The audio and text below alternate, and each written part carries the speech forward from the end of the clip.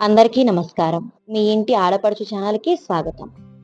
దసరా నవరాత్రుల రెండవ రోజు అలంకారంలో శ్రీ గాయత్రీదేవి అమ్మవారికి నైవేద్యంగా పులిహోర ఎలా తయారు చేసుకోవాలో చూద్దామా? ఒక గిన్నె తీసుకొని అందులో 2 కప్పుల బియ్యం వేసుకోవాలి.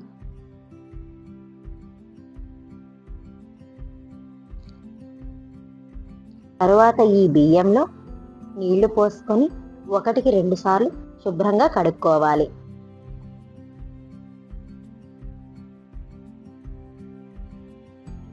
అలాగే ఏ కప్పుతో బియ్యం కొలుచుకున్నామో ఆ కప్పుతోనే 1 కప్పు బియ్యానికి 2 కప్పులు నీళ్లు చొప్పున 2 కప్పుల బియ్యానికి 4 కప్పులు నీళ్లు పోసుకోవాలి. తరువాత స్టవ్ వెలిగించి కడిగి పెట్టుకున్న ఈ బియ్యాన్ని ఉడికించుకోవాలి. ఒక వెడల్పాటి గిన్నెలో ఇలా పొడి పొడిగా ఉడికించుకున్న అన్నాన్ని వేసుకొని చల్లార్చుకోవాలి. అన్నం చల్లారేలోగా పోపు కోసం స్టవ్ వెలిగించి ఒక కడాయి పెట్టుకొని అందులో నూనె వేసుకొని నూనె కొంచెం వేడయ్యాక ఆవాలు, జీలకర్ర, పచ్చిశనగపప్పు,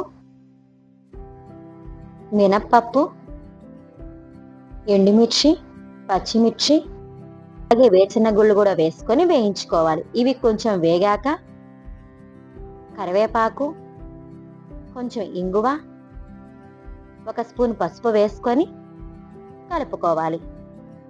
ముందుగా నేను నిమ్మరసాన్ని తీసి పెట్టుకున్నానండి. ముందుగా చల్లార్చుకున్న అన్నంలో ఈ నిమ్మరసాన్ని వేసుకొని అలాగే పోపును కూడా వేసి తగినంత ఉప్పు వేసుకొని కలుపుకోవాలి. అంతే అండి, నిమ్మకాయ పులిహోరని చాలా సింపుల్గా చేసుకోవచ్చు. మీరు చింతపండు పులిహోర చేసుకోవాలనుకుంటే మన ఛానల్లో చేశానండి, అదైనా చేసుకోవచ్చు. మీరు కూడా ఈ నిమ్మకాయ పులిహోరని చేసుకొని దసరా నవరాత్రుల రెండవ రోజు అలంకారంలో శ్రీ గాయత్రీదేవి అమ్మవారికి నైవేద్యంగా సమర్పించండి. ఈ వీడియో మీకు నచ్చినట్లయితే please like and share and subscribe.